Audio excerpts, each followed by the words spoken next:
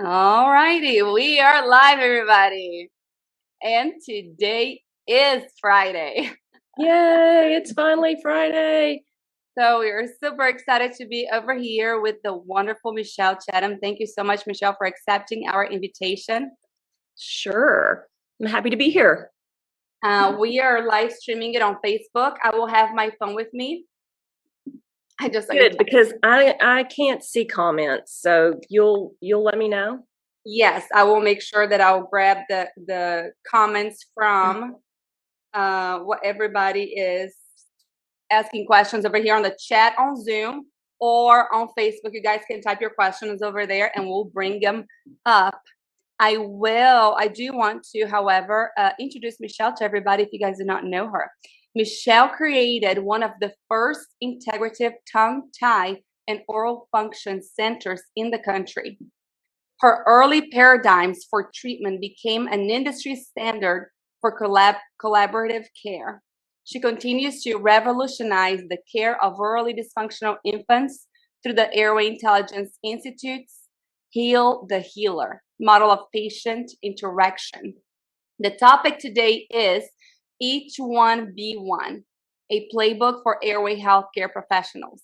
Right before we start, I do want to tell everybody this is our last Friday live. All of our Facebook Live / Zoom talks are going into Thursday nights. I will always be streaming them on Clubhouse. So if you're a Clubhouse fan, it's okay. We're still going to be on Thursday nights on Clubhouse, just audio. If the speaker is sharing some visuals, you won't have access to it, but you'll be recorded.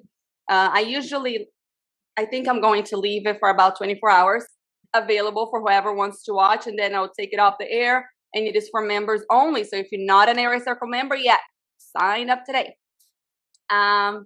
Michelle, if you will start letting everybody know, what is your background? Tell us, how did you get here? Sure. I'm like messing with my screen right now. Okay. So let's see how I got where I am in practice now. So I've been a nurse, bachelor's prepared nurse for 32 years. And I married into dentistry, general dentistry. So I learned that business inside and out. And I was that because of my background in nursing, I took that information and applied it to dentistry. So I used to write a lot of protocols, and we did biological dentistry, and so I wrote office protocols and things like that. And I did work in the office. I did a lot of the business part of office. I also attended a lot of dental practice management and clinical stuff. So I got intimately acquainted with all aspects dentistry. And then and at the same time, I was having children. I'm a mother of 5. I've had 5 children, ages 20 to 28. I don't know how they got that old, but I had them all naturally and breastfed and baby-led weaned before it was called baby-led weaning, and we lived on a farm and a homestead, and we had chickens and grew food and unschooled and the whole thing. And I began having migraines, really significant migraines, quite a few days out of the month. And that went on for about 10 years probably. And I was finally just done with it, and I needed help. And so I immediately went to the dentofacial aspect of that. And I'm like, is it a TM issue? Is it, I was having some other health issues too. And so in the exploration of that, I said, I went to a TMJ specialist, no answers. I did a bunch of other things, no answers. I refused medication because I'm not a medication person. And so I finally went to an orthodontist in town and I said, look, just put me back together, make me pretty while I die. I was being a total drama queen. And so, he said, yeah, no problem. We can close the open bite and all that. And I had retractive orthodontics and headgear when I was a kid. And so, he said, you've got a tongue thrust. You should really get that taken care of. And I was like, what's that? And so I started looking into it. And this was 10 years ago. And so he said, oh, you need a myofunctional therapist for that. And I'm like, okay, what's that? And so then, click, click, click, here we go. So I'm doing all the research, right? And sure enough, there's a myofunctional therapist in Dallas, 6 hours away, and she teaches classes. And I happen to have the educational background and experience to be able to do that. And at the time, I could have even become a COM because of the way things were set up at the time. I decided not to. That's a whole other story. And so I was trained by this wonderful COM in Dallas. And so I took that course and then she treated me and did an amazing job, and my headaches went away. Boom, they were gone. And I started sleeping better and looking better, and, life was getting better. And so, through that, after that, I took another intro course, and then I took another intro course, and then I took an advanced course, and then I taught. And then I'm like, oh my gosh, I've totally fallen down the rabbit hole. And at one of the courses, a PT told me that I had a posterior tongue tie, and I went and I came back from that course all lit up and on fire, about how could this be, and blah, blah, blah, la, la, la, as we are wont to do when we are in that space of wanting an answer. And so I came back and went to my TMJ specialist, and I'm like, look at this and blah, blah, blah. And he was like, oh my God, please, I don't want to see all this. And so I'm like, okay, fine. So I had my ex-husband release the frenum because I was fully prepared and I had all the best care at the time. And then several weeks later, I'm in the hospital with a ruptured appendix, a collapsed lung, and fighting for my life. And I have sepsis. And then I'm like, at the time, I didn't quite put those two things together. And then after I came out of that situation, I had 13 holes in my abdomen. I'd had 3 surgeries. I lost 30 pounds. And it changed my life. And I'm like, oh, everything really is connected, and connected in ways that I wasn't even really fully aware of. And so I spent the next several years climbing back up out of that hole. And then after that, even before that, I had begun to treat my patients completely differently, because I was beginning to see these kinds of connections in infants and the radical, massive changes that can happen when we treat infants through this lens of, oh, look, let's support lactation. Oh, look, let's support their structural integration. Oh, look, let's even during the procedure help them open and do integrative work in the chair in the midst of this procedure.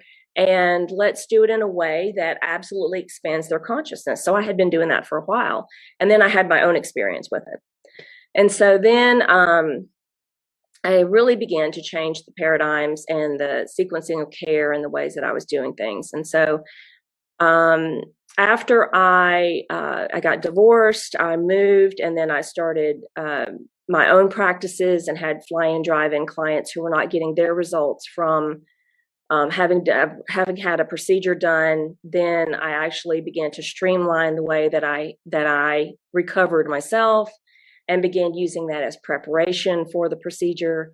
And then I began to start helping professionals. And then I learned, oh my gosh, even as professionals who are in this field, we still have things that need to be worked on or want to be worked on and let go of and sort of untied, so to speak, even in our minds, in our families, and our beings, and our bodies. How do we do that? And so I began to teach healthcare professionals how to do that. And I really became passionate about the care of the caregivers. What?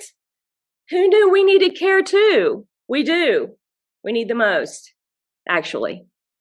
And so that's why I kind of landed on each one be one and the playbook, not the rule book, because as you know, anytime there's a new paradigm on the horizon, the first thing we try to do is create a table of contents and an instruction manual and a new box. So we think we're out of the box, but all we've done is really create a new box. And so there's a lot happening outside of that box. And so I like to play outside the box. So that's where that came from. Did that answer your question, how I got here? Can you elaborate a little bit more? I don't know. Maybe I can. Let me take a sip of coffee and see if you have any questions. This is fantastic. What an amazing story. And you were so right. As caregivers, we give so much. We give all the time. And then you add on top of that, most of us are moms. My goodness, we are being pulled in so many directions.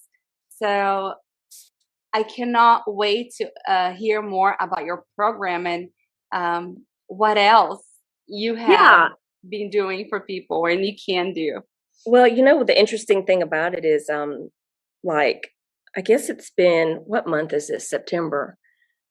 2 years ago, I went on a HUNA spiritual journey in Hawaii, in Kauai. And that's where you kind of pull through Hawaiian spiritual principles into your business, into your everyday life and things like that. And I came back from that trip and I had one of those moments where I'm like, oh my goodness, I'm supposed to go back. Never wanted to live in Hawaii, never even really wanted to go to Hawaii.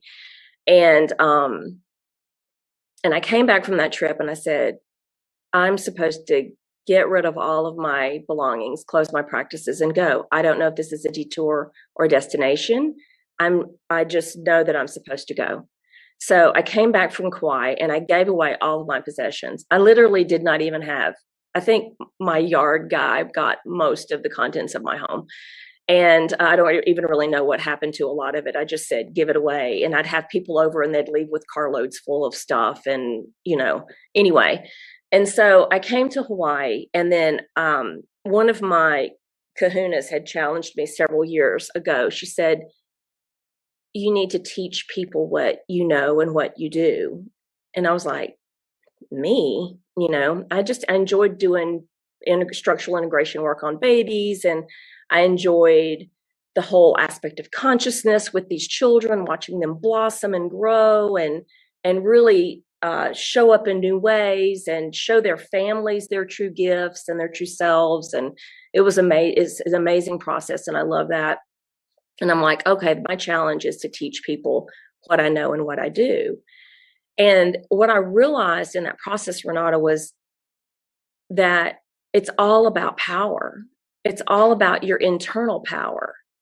And what I realized was that most of the time what's happening is that when a client or person shows up and they've got a small mouth, narrow palate, malocclusion, there's always the structural piece, right? The posture, blah, blah, blah. That this is a state of collapse. So, well, why are they collapsed? So I'm that 3-year-old. I'm like, well, why? Well, why? Well, why? Why that? Well, why don't we talk about that? Or why don't we I want to do that. I want to talk about the other stuff. I don't want to talk about this stuff. I want to talk about the why on the bottom of the foundational why. Well, how did we get here? Well, why is this happening? Well, how do we reverse it? Well, how do we make it so that they're collapse proof? Ooh, there's a concept. How many times do we see orthodontic relapse, right? That's collapse. That's a state of energetic collapse. So what I started teaching was, I'm like, okay, so in the presence of the people that we've chosen to help us, that now we've entered their field. Well, that person that I'm going to for help, I'm like super picky about that. I mean, I want them to look like they've got the kind of health I want, right? I want them to represent the kind of energetics that I want to possess. So if I'm going to go to a business coach and I say, okay, I want to have $1 million year, I'm not going to go to somebody who's making $25,000. I'm going to go to somebody who's making $10 million, right? It's the same thing with our healthcare professionals. If you're going to somebody because you want vitality and you want health and you want mental clarity and well-being, then that needs to be repped in your practitioner. No excuses, people. Like, no excuses. So then I started looking around at the leaders in the field, and I'm like, ooh, we're in trouble, people. I'm sorry, we're in trouble. There's things here with on a soul level of expression that need help, that absolutely have to come up from the ground, up through the being, out like light coming out of every pore of our being, so that we can experience this type of power and vitality. And it's not going to get there just by widening the palate or getting the tongue up or maybe fixing the occlusion. This is a power issue. So I set up what I teach in the form of a triangle, and there's a foundation, and there's actually, the human is the most fun to deal with because the human operates off a natural law. Hello, there are certain things that have to happen in the human for the human to grow and change and be. And so that has to come online, but we're not talking about those things in airway dentistry. Some people are beginning to, like, oh, well, you need to chew, or we need to eat different foods or whatever. Yeah, that's true. And yet our ancestors, at the African Rift, and if you're with the evolutionary flow, slurped oysters out of shells. They didn't chew. They were slurping oysters, and that's how they got bigger brains, and that helped change the head, right? So this is evolution of the human head, right? So back on track is, where do we get our power? Where do we get our ATP? How does our DNA work? How are our mitochondria healed on that level of expansion, so that we become integrous and tensegrous, and we hold a frame that supports all the work that we're doing in this area? So there's that piece. And then the other piece that I got interested in was, okay, posturally, how does the brain train the frame? And it starts in infancy, right? And it's a hindbrain story. It's how does the body want to interact with itself? And these are the things that we've lost because of captivity and domestication and computers and stuff, right? Because we're so far removed now from the natural environment in which we created. And then the other piece that I'm incredibly impassioned about is the whole perioperative experience of releasing the frena. There's actually a transformational piece that is potentially there for someone in that surgery who wants it. You can literally come up out of that chair a different being if you have everything in place, and it's a consciousness piece. So that is how I developed that whole kind of foundation to triangle, up to the pinnacle piece of doing that. And then I started mentoring healthcare professionals who wanted to play in the Olympics of airway. I love it. Yeah. And you still see patients? Very exclusively. It's very bespoke. They have to find me, and they have to tell me why they want to see me. I don't treat just anybody. Yeah. I do have a question about that. Let's say that you do get a patient who needs a frenectomy. What is the pre-work, before you even consider them going through that? Because of course there's no standardized, myofunctional therapy course, or how things are, and because we're all different individuals. But all of us do it differently, because we all have found a way that works better for our patients. But since you're looking at so much more and going so much more in depth, making sure that person is ready for that release, what does time frame look like? It's totally patient dependent. So how decompensated are they? How collapsed are they? How how disempowered are they? This one, I'll give you an example. Like I was at a very big, I was speaking at a conference, and it was a biological dental conference, and this was a few years ago, and they wanted me to talk about myofunctional therapy. Okay, fine, I'll talk about myofunctional therapy. And so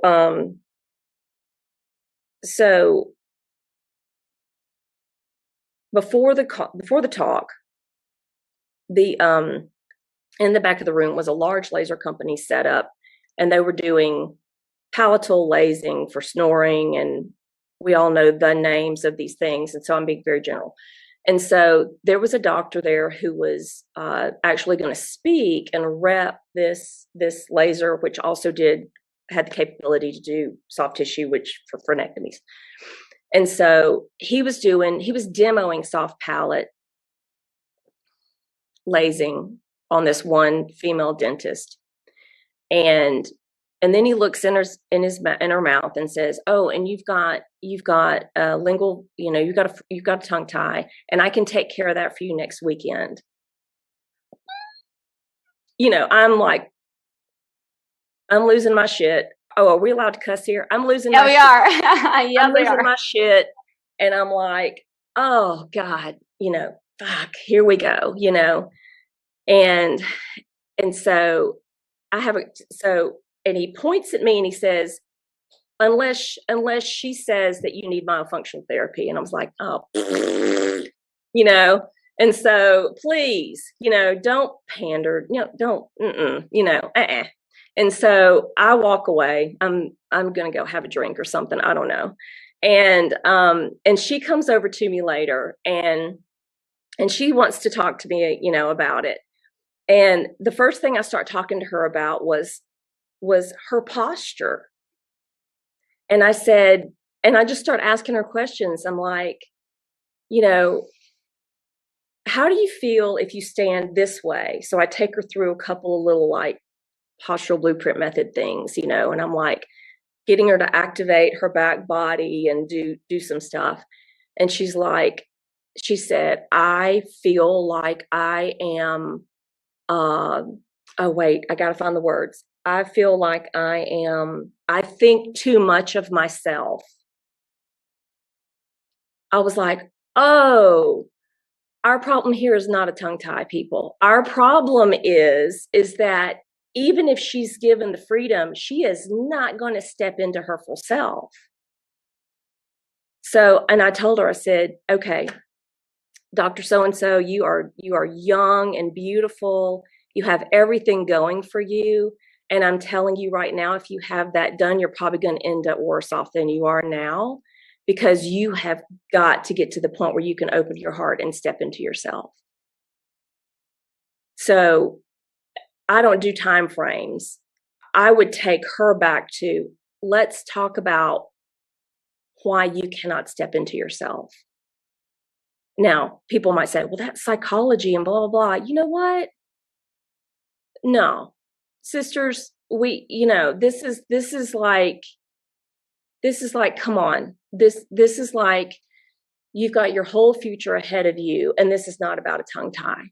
This is about you being able to step up, hold yourself, create some space, take up some space, and be present. And then let's talk about your frenum.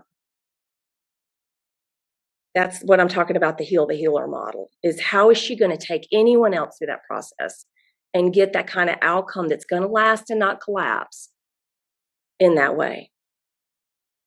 That is an awesome explanation. Which brings us to my next question. How do you think that your background as a nurse, am I muted? No. Your background as a nurse has helped you see this? Because most people in this field are either speech pathologists or dental hygienists. And we all know that whenever we look at the patient, we're all looking at the patient so differently. How do you think that your background as a nurse and everything that you education wise, until that point has helped you be able to see the patient, as a whole? Yeah. So in nursing education, we're taught all the systems of the body, and we're taught systematic thinking called nursing process. So we nurses are by design, we're programmed for risk management. If something's going to go wrong, we'll be able to find it, because it's all about risk management in nursing. You don't upgrade a patient's level or downgrade their status unless they have the skills to be able to do something. That's liability. And so when I take that and I look at tongue tie and the number of people that I have had discussions with after release that have actually gotten worse is alarming and startling. And so what I began to do, and even through my own experience, say, oh, wait a minute, okay, what's getting ready to happen in the body here? Do they have the neurological and physical stability and skills to be able to handle what is about to happen to them as far as this type of freedom? Can they hold it in their bodies? Are they stable? Are they mobile? Are they agile? Do they have the neurological capacity to operate at this higher level? Because I've always said, this is a hardware-software mismatch is what this is. So we've got the operating system that has the capacity, and the hardware looks like this. So when you begin to change the hardware, does the software have the capability to run the hardware? Is the hardware going to outperform the software? Do you need a software upgrade? That's all your neurological stuff. So where are you in calibrating the hardware and the software?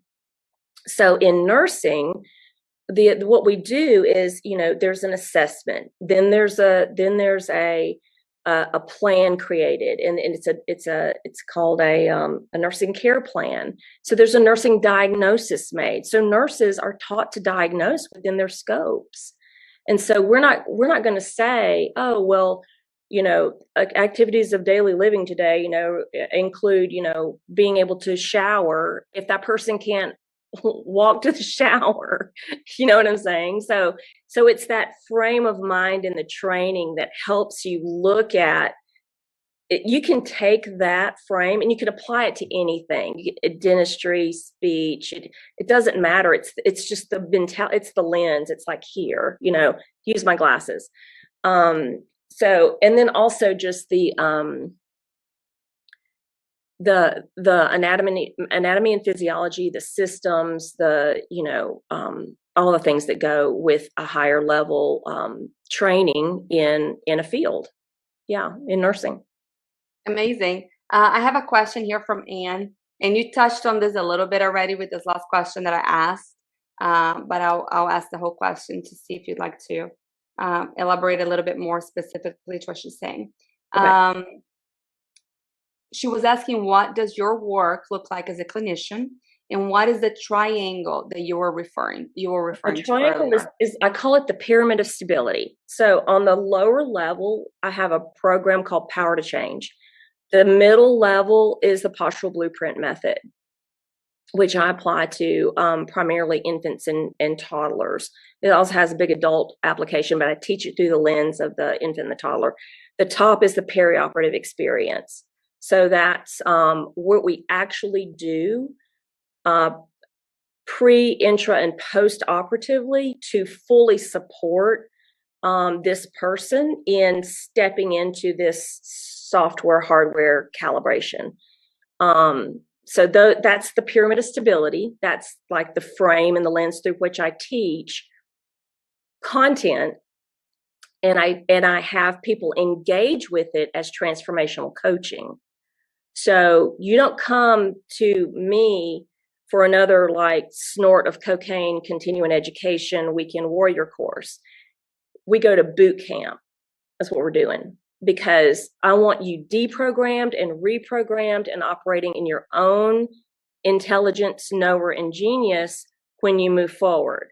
I don't want you just like throwing up what somebody else told you. I want you embodied and fully engaged and present 360 and operating through all of your knowers, all of the way that you feel, the way you see, the way you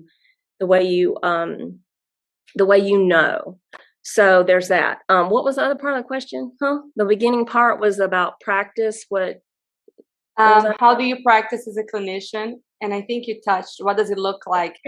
Yeah. So what clinician, it looks like so now what it looks like for me, because people come to me when they haven't got their outcome and they know that there's something that's still there for them.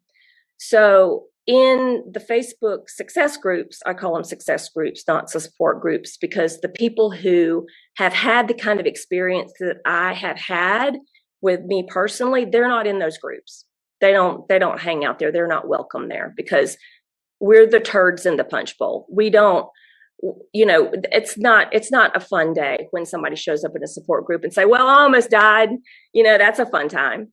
Yeah. So no, we're not those people. So those people who have been through release and maybe got a little bit of a result, and maybe they got part of what they want, but they really don't know what else to do.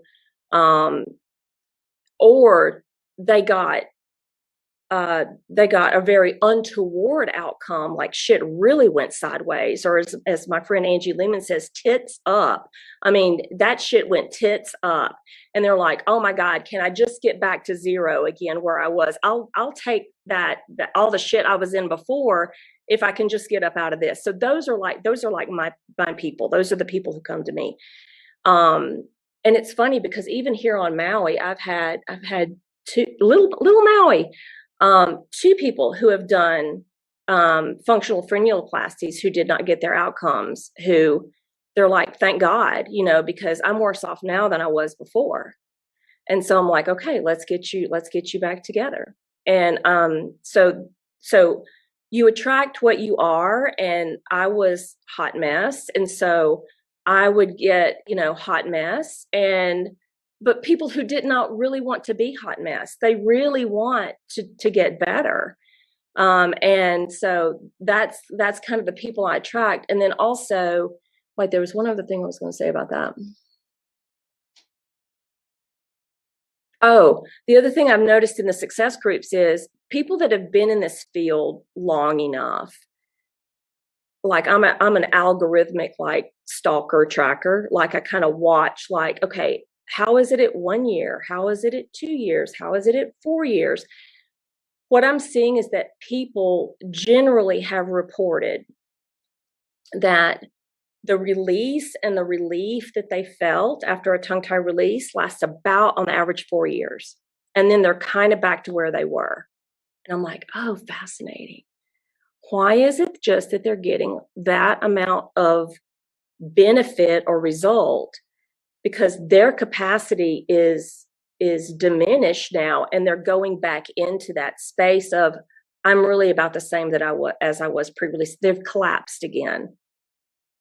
So for people that find me are the people who still have that shred of hope that something can be better, or they're hot mess express and they need to turn the train around.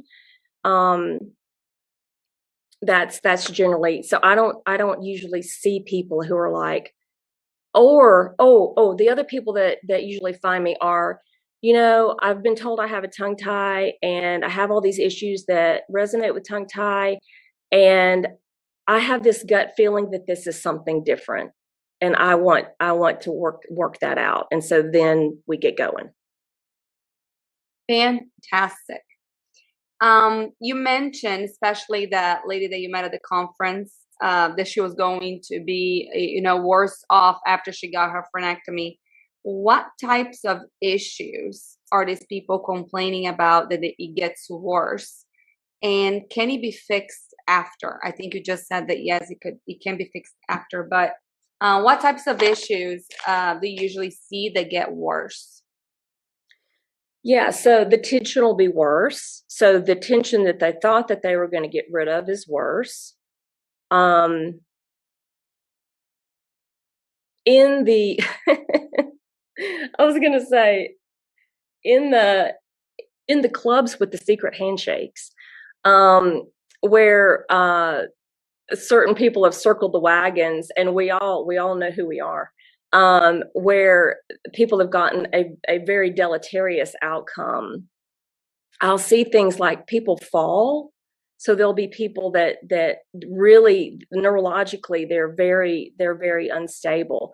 I look at my own situation and I was like, wow, I had no idea that level of pre-existing decompensation existed in me, because I look so damn good. How could I have possibly been that falling that, how could I have possibly been that messed up or that such a hot mess on the inside?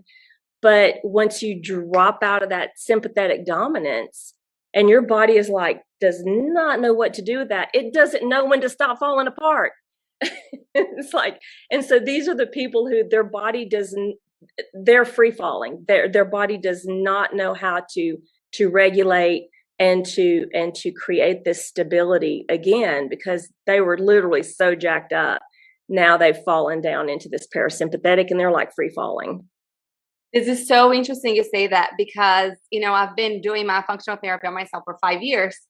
And I went to the chiropractor not long ago, and they did this test to see, what's more, if our sympathetic system and our parasympathetic system, what is, on the most right there. And I'm like, I got this. I got my breathing on. I'm yeah, girl. You're like, I've done my stuff. Yeah. All sympathetic. And then Dr. Bahar did mention it, that it could have to do with my posture, because I'm checking all the boxes that, from what you're saying. Forward head posture and the shoulders rolled forward, that automatically puts you in a sympathetic tone. But it's because, I can't breathe. If I stay back here constantly, my gosh, I will not be able to breathe. Why do you think that getting a frenectomy will trigger this snowball effect of unleashing, what's stuck inside of us? Yeah. So, years ago, I wrote an article about that to help parents understand what's happening with that in infants, because I've seen infants who have gotten, I see this how many times. If you work with infants, you've seen it. You've seen the infants who completely decompensate after a release. The article was, is your baby a tether flow or a tetherberg? So it's tetherberg syndrome. It's that all the stuff that's going to sink the Titanic is the stuff you don't see. And so as practitioners, in order to practice, we almost have to have some of this going on, because whoa, what do we do with that? So we kind of have to do this, and it sets us up automatically for, and our Western system, our deconstructionistic system is set up that way. Specialists, scopes of practice, licensures, blah, blah, blah. Everything that limits us from being able to have this 360-degree view is working against us in the Western allopathic system. That's what, welcome to America. And so that's one of the big issues is that as practitioners, to feel safe and to be in our lane and all that, we kind of have to do this. But a lot of what those things are other issues. They're spiritual, they're emotional, they're genetic, they're epigenetic. Sometimes we're carrying stuff that's not even ours. It's our lineage, it's our history, it's rooted in indigenous trauma, it's rooted in all the things that we're not trained or allowed to treat. but yet they affect our outcomes. It's all there. And so the people who go in and have a release and the angels sing and the planets line up and, oh my gosh, it's the most wonderful thing ever. Everybody should do this. That's the tether flow. It's just, they just had this one little thing and they didn't have the Berg issue that was going on. People like me who go in and do it and damn near die. I mean, that's a lot of Berg, it's like, but would anybody have known to really look at that at that point? So when I work with practitioners who want to practice at this Olympic level, kind of, I call it, they do it for themselves because this is who I am and this is what I needed for myself. And they create ways to bring their clients and their patients into this kind of whole integrated state of being. It's literally coaching for your clients. It's like what health coaching has become to allopathic medicine. What I'm talking about is like health coaching in the myofunctional airway dentistry realm, because you can only treat at the top of the pyramid for so long. Eventually, if you don't have a foundation to stand on, you're just peeing in the ocean. And it's like I tell people all the time, these kids now, by the time they get to high school and get out of high school, they got a freaking college education in their mouth. The money is like off the freaking chain, right? So what are we doing? How are we not teaching these kids to be powered up, heal the mitochondria, set their spirits free, do the things that the reason that they're here on the planet, those kinds of life-giving, pulsing kinds of things that are not just about the shape of their palate and how their teeth fit together. That's part of life force that actually helps create the space. So I always go back to create, utilize, and maintain. And people are like, why are you talking about cum? I'm talking about cum. This is Latin. This is with. This is create the space, utilize the space, and maintain the space. It's a self-perpetuating system that is the antidote to collapse. But unless as a practitioner you're doing that, then, come on, you're just perpetuating literally the belief that we're all doing this for the money. But if you're really doing it for yourself, it comes out of every pore of your being. It's in your field. People get to you and they know they've just encountered something at a different level. Wow. Yeah. Oh my goodness, this is amazing. Well, who else do you have in your multidisciplinary team that is different than I would, for example, since I'm not, looking at things the way that you are? Okay, by the time someone gets to me, they've already seen everybody. If they've got a license, they've seen them. At this point, we're talking about sovereignty. So all of the things that they've gotten from the best people that they've seen, now they can put it into a perspective of sovereignty. This is the final frontier of your story of becoming self-sustaining. Definitely. Because it's not about who's going to treat you next. Mm-hmm. This is about your mind being free of everything that you thought was, and now you have all of the tools in your toolbox to be able to create, utilize, and maintain yourself.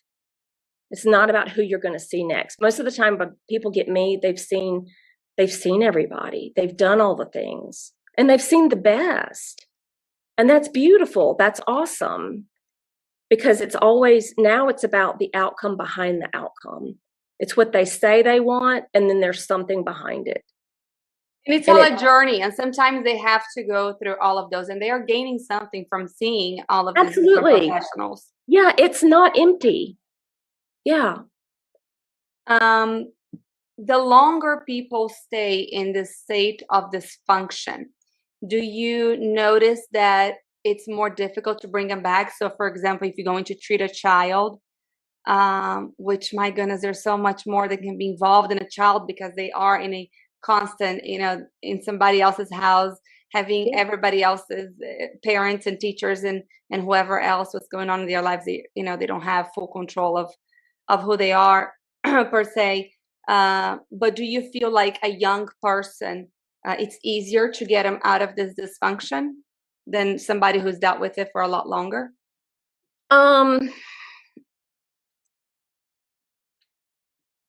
Yes and no. It's so situation specific, right? So children, I love working with families.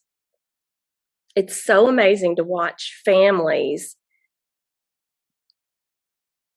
allow their children who show up with, I call it the gift. This is the gift.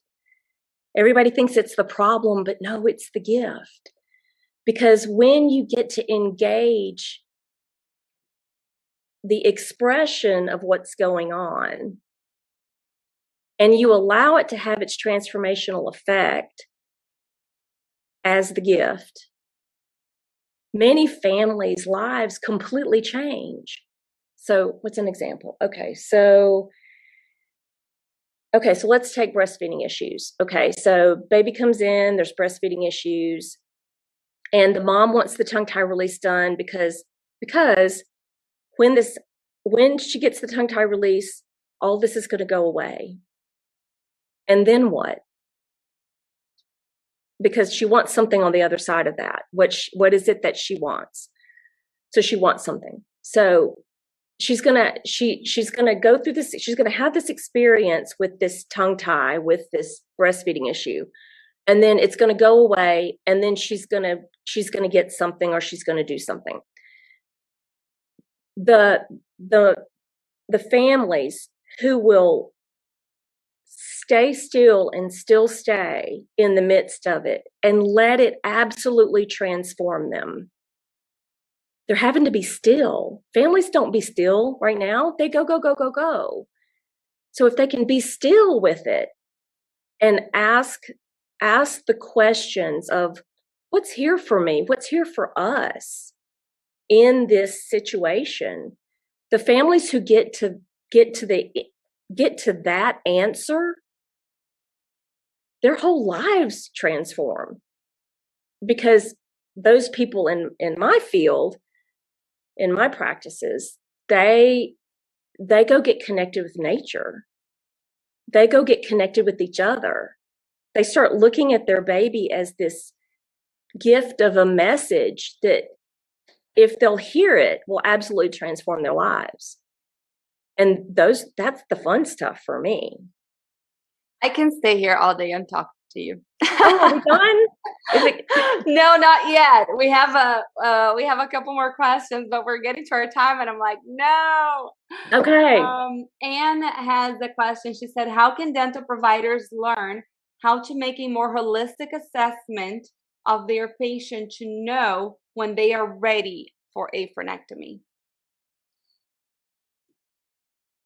Take your course. It depends on the practitioner, because there are dentists. Okay, so this is the this is the stuff that gets you dismissed from teaching. Okay. Because you don't have to go there if you don't want to have another. Yeah, I actually really love to go there, but we don't have time. Exactly. And so that's actually one of my favorite things to talk about.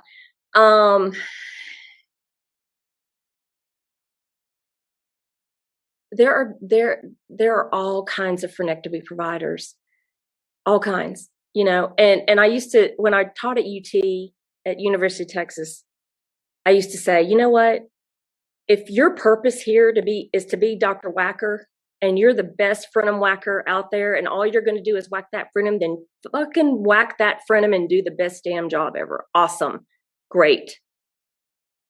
Don't try to be holistic and integrative. It doesn't work for you.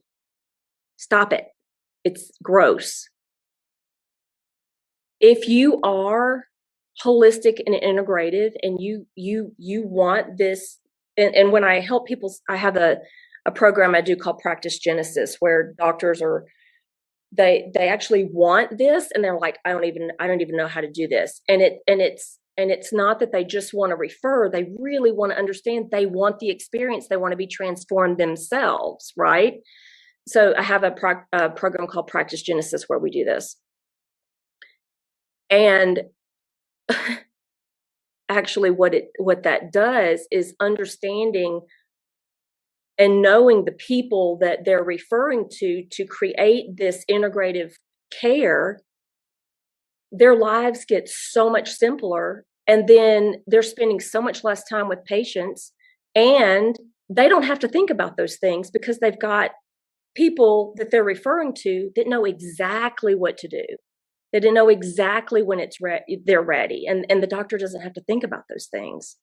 They're not having to make those judgment calls because they've got top-notch people who are looking at these things and know exactly when to pull the trigger. That's my answer. Amazing. I have 2 more questions, but we don't have time for both. Okay. So I am going to ask you both, and then you pick one. Oh. Or no? Okay, let's just talk about buckle ties then. Like, Let's okay, talk about buckle ties. Okay. Oh, buckle ties. The whole thing. I've been wanting to have you here so you can tell us. Well, girl, why don't we ask that question? Why don't you ask that question first? Okay, so I know we should have been first. So just give us a little bit. Okay. And we're gonna have you back, or maybe we'll do something special just for members. For you to come back and give us some more. But what made you first want to look at buckle ties? What made you go, why are we not? My 3-year-old totally was like, well, there's 7 attachments. Why are we just looking at 2? And so, this is a really great story, actually. So, God, how many years ago was that? Close to 10 years ago? I don't know. I had flown up to visit Sharon Valone and Jennifer Tao, and Jennifer and I were working with infants and actually creating some of the oral work that became the foundation of her IBCLC masterclass and baby myofunctional therapy. So that was like the seed of that, you know. And we were looking at this one baby who had lip and tongue, beautiful job, famous practitioner, did the release, beautiful job, and the baby's still dribbling milk out of the side of his mouth. And the baby had feeding therapy and seeing Sharon, masterful chiropractor, body worker, the queen, the godmother of baby body work, the best, right? And so I'm partially feeling and following, and I'm like, oh, you know, this. Let's look at all. And I always screen and assess all 7 attachments. There are 7. Screen them all. Document it, and the impact that it has on function. That's how you know if you release a buccal tie, a buccal frenum, not if it's a buccal tie, if it's affecting function, right? And so it was a low attachment on the gingiva, and the baby didn't have any orientation to the midline. And so could not move the nasolabial fold off of toward the midline. And I'm like, this needs to be released. And so she calls said provider who was on the golf course and said, hey, you know, can you do this? And he said, okay. And so he did it. And then boom, the baby's got orientation toward the midline and stopped dribbling milk. And so that is a functional piece to the buccal frenum in the baby. So being able to ask the question, does it have a functional impact? How is it impacting? Is the frenum the source, or is it something else? And you unpack it, you do your detective work. Because yeah, there's a lot of buccal frena that are low attachment and flag and all of that, and they're really not having a functional impact. Now, you might feel it cranially if you know how to assess Schneiderian ligament or across the cranial base. You might be able to assess those things, and then you might go, oh, okay, yeah, that really does need to be released so that we can get rid of a cranial strain pattern that might become malocclusion later or something like that. But that's like kind of next level assessment. I mean, not everybody's going to be like, oh yeah, blah, blah, blah, but that's my world. That's my brain. Right. So I use the classification system for every single attachment, which is where does it sit on the gum line? The tension, the turgor, what's it connected to, and document all 7 of them. Why wouldn't I? There are 7, not 2. I love it, Michelle. This has been one of the easiest talks and easier ways of coming up with questions because you just give so much. Thank you for being here, for spending this last hour with us. If anybody has any questions, I am sorry, you're gonna have to wait until next time. So let me just add, if you are, most of the people who end up mentoring with me, they're fucking done. They're fucking done with what they've experienced, with how their practices are going. They're really kind of ready to, they want to give up. They're done. They're like, I don't know if I can keep doing this. And if you think you're that person and you want to play Olympic level stuff because you're ready for an upgrade, you're ready for an up level, and you're ready to get 360 with this whole thing, I've got a link tree on my Facebook. I've got link tree on my Instagram. There's an application you can fill out. Nobody just gets to come in and take my classes. That's cocaine bullshit. I don't do that. If you want to come in and you want to transform your life and transform your practice and up level and upgrade, those are the people I work with. And you can fill out an application, and me or my salesperson will get back in touch with you and we'll have a conversation. Perfect. I will post your link tree on our private Facebook page. So those of you who are interested can get to it easier. Thank you. I can't say anything else. Thank you. I am so grateful. Susie and everybody's sending messages over here saying how appreciative they are. Everybody have a wonderful weekend. Starting next week, we again are no longer having Friday lives because we're starting to do courses now, Fridays or Saturdays, once a month. But we decided to take that one out to give us a little bit more time to focus on these courses for you. And also, we are working on our podcast. Our podcast is going to be super different than other podcasts out there, and I'll share more about that soon. But the name of the podcast is Airway Circle Radio. That will give you a little bit of a idea of what we're going to do with it. If you guys have any questions, anything. Oh, and we're not going to do anything on the weekend, the week for the AAPMD. Because Angela and I will be in Atlanta and we're going to go live from Atlanta. So we don't have anything, scheduled. We're just going to have fun and hang out with everybody and show what we're doing. But thank you for everybody who attended, for all the messages. Michelle, you're wonderful. I cannot wait to go back to Hawaii just so I can come see you. Please come see me. I will. Thank you so much. We'll go smoke a cigar on the beach. Let's do it. All right. Bye, everybody. Thank you. Bye-bye.